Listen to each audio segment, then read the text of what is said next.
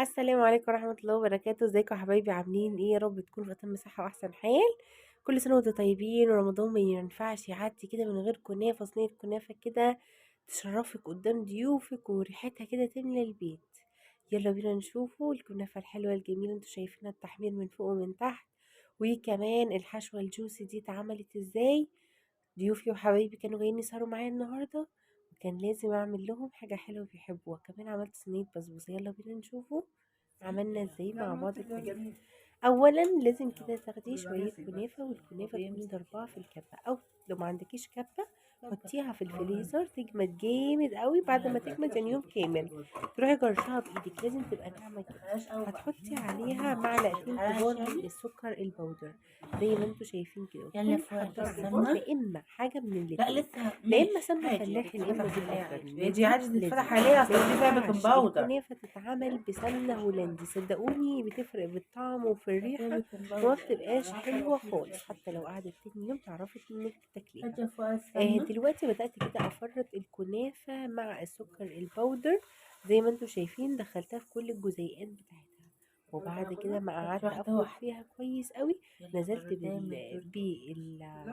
ايوه حطي. الزبدة لا لا عندي بس ما السايحة تسيبي زي ما انتوا شوية دول شايفين، بس. الزبدة لازم لا تكون بقى ايه. سايحة.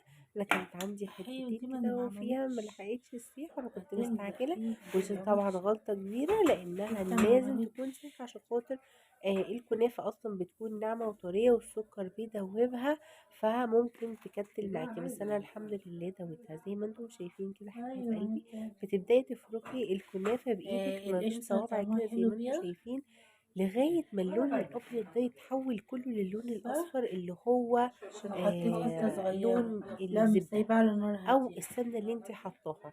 يعني تتأكدي مليون في المية إن طيب الكنافة ماشي، بتاعتك شربت اعملي عليه جميع ماما كمية شوية. السمنة اللي انت كنت حطاها ومظبطاها زي ما انتوا شايفين كده. ببدأ كويس طيب كده أفرك الكنافة بتاعتي، وبدأت على طول أحطها في الفرن. شوية زيت يا ماما. هحطها ازاي يا منى؟ هتاخدي شوية كده عشان زيت. طبعا النور عندي التليفون قطع.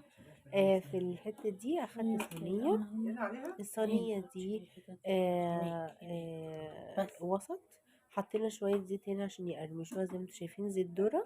تمام، عشان حسيت ان الكمية بس قليلة شوية دوبي بقى شوية وما السمنة عشان احطها على تغرقناش الوش يلا في السمنة. وادخلها. باخد صينية البيتزا، أهم حاجة لازم تكون صواني البيتزا اللي هي السور هشوف رفيع. مريم عايزة بدأت اطلب أحط مريم نص شوية فين. كمية، حطيت معلقتين من الزبدة، وبعد كده حطيت نص كمية الكنافة تحت وضغطتها. عملت لها سور وضغطتها بصينية أقل منها ضغطة نقفل جامدة لفة جدا بحيث إن السطح يكون مستوي تماما. ما جابوش وبعد ما لحمة السطح ولا أي بتاعك حاجة. يكون مستوي تماما ما جابوش لحمة نحطه ولا أي الحشوة حاجة. اللي هي بس الحتة القشطة دي بقى الكدابة. مضايقاني أوي أنا. هي القشطة الكدابة دي عملتيها ازاي يا مني؟ أخدت بالظبط كيس من النشا عليه كوبايتين من اللبن لا الصافي، ما مش الحتت حطيت الحتت مية دي خالص، الزبدة اللي ما عملتش وحطيت ما اتنين دابتش. من الفانيليا.